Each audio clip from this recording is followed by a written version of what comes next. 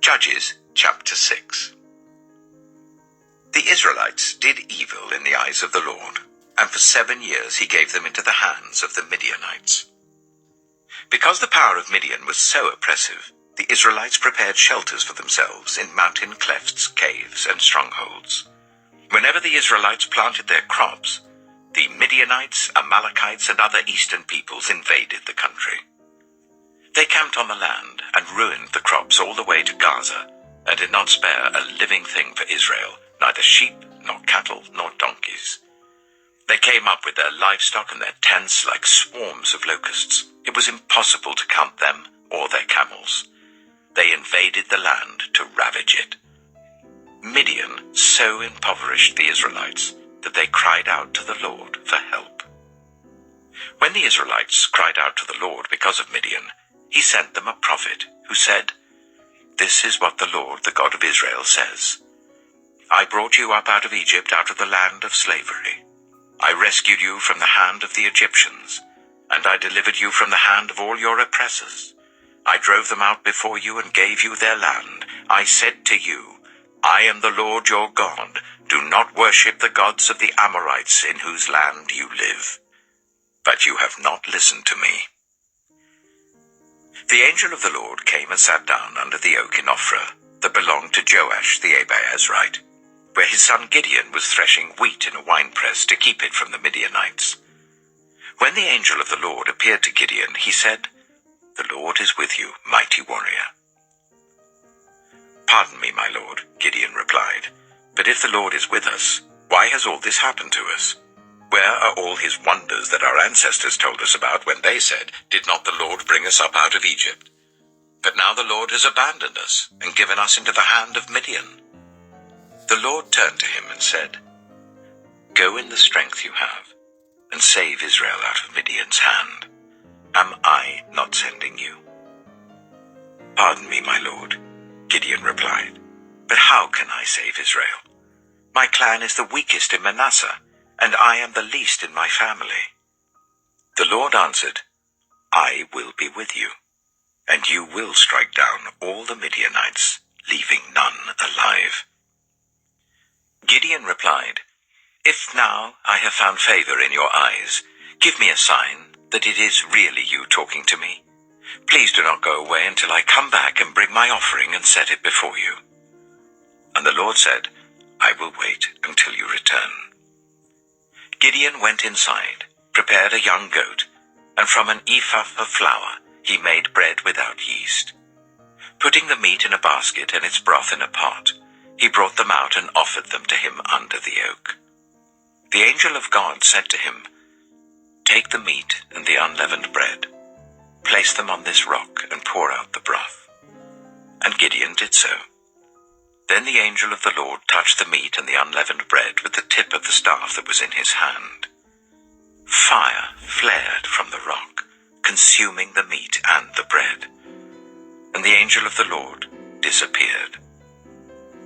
When Gideon realized that it was the angel of the Lord, he exclaimed, "Alas, sovereign Lord, I have seen the angel of the Lord face to face." But the Lord said to him, "Peace, do not be afraid. You are not going to die." So Gideon built an altar to the Lord there and called it, "The Lord is Peace." To this day it stands in Ophrah of the Abiezrites. That same night the Lord said to him, "Take the second bull from your father's herd, the one 7 years old. Tear down your father's altar to Baal and cut down the Asherah pole beside it.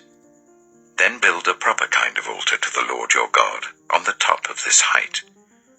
Using the wood of the Asherah pole that you cut down, offer the second bull as a burnt offering." So Gideon took 10 of his servants and did as the Lord told him. But because he was afraid of his family and the townspeople, he did it at night rather than in the daytime. In the morning, when the people of the town got up, there was Baal's altar demolished, with the Asherah pole beside it cut down, and the second bull sacrificed on the newly built altar. They asked each other, "Who did this?" When they carefully investigated, they were told Gideon, son of Joash, did it. The people of the town demanded of Joash, "Bring out your son. He must die because he has broken down Baal's altar and cut down the Asherah pole beside it." But Joash replied to the hostile crowd around him, "Are you going to plead Baal's cause? Are you trying to save him? Whoever fights for him shall be put to death by morning. If Baal really is a god, he can defend himself when someone breaks down his altar." So because Gideon broke down Baal's altar, they gave him the name Jerubbaal that day, saying, "Let Baal contend with him." Now all the Midianites, Amalekites, and other eastern peoples joined forces and crossed over the Jordan and camped in the valley of Jezreel. Then the Spirit of the Lord came on Gideon, and he blew a trumpet, summoning the Abiezrites to follow him. He sent messengers throughout Manasseh, calling them to arms, and also into Asher, Zebulun, and Naphtali, so that they too went up to meet them. Gideon said to God, "If you will save Israel by my hand as you have promised, look, I will place a wool fleece on the threshing floor. If there is dew only on the fleece and all the ground is dry, then I will know that you will save Israel by my hand as you said." And that is what happened. Gideon rose early the next day. He squeezed the fleece and wrung out the dew, a bowl full of water. Then Gideon said to God, "Do not be angry with me. Let me make just one more request. Allow me one more test with the fleece, but this time make the fleece dry and let the ground be covered with dew." That night, God did so. Only the fleece was dry. All the ground was covered with dew.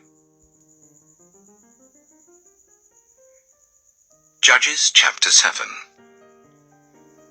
Early in the morning, Jerubbaal, that is Gideon, and all his men camped at the spring of Harod.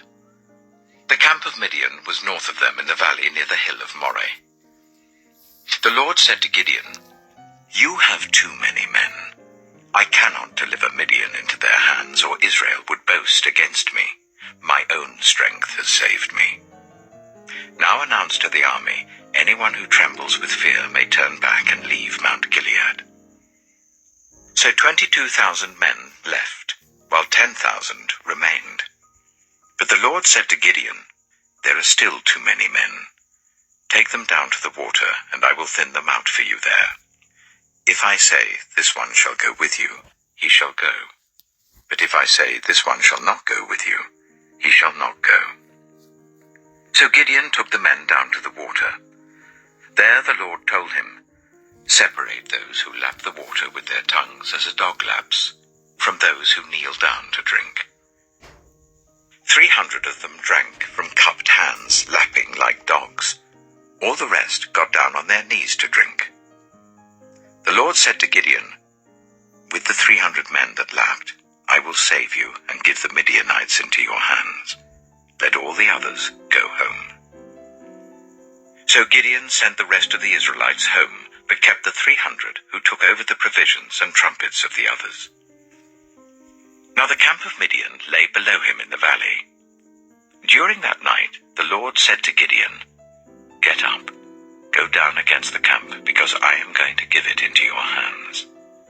If you are afraid to attack, go down to the camp with your servant Purah, and listen to what they're saying. Afterwards you will be encouraged to attack the camp." So he and Purah, his servant, went down to the outposts of the camp. The Midianites, the Amalekites, and all the other eastern peoples had settled in the valley, thick as locusts. Their camels could no more be counted than the sand on the seashore. Gideon arrived just as a man was telling a friend his dream. "I had a dream," he was saying. "A round loaf of barley bread came tumbling into the Midianite camp. It struck the tent with such force that the tent overturned and collapsed." His friend responded, "This can be nothing other than the sword of Gideon, son of Joash, the Israelite. God has given the Midianites and the whole camp into his hands." When Gideon heard the dream and its interpretation, he bowed down and worshipped. He returned to the camp of Israel and called out, "Get up, "The Lord has given the Midianite camp into your hands." Dividing the 300 men into 3 companies, he placed trumpets and empty jars in the hands of all of them, with torches inside. "Watch me," he told them. "Follow my lead. When I get to the edge of the camp, do exactly as I do. When I and all who are with me blow our trumpets, then from all round the camp blow yours and shout, 'For the Lord and for Gideon.'"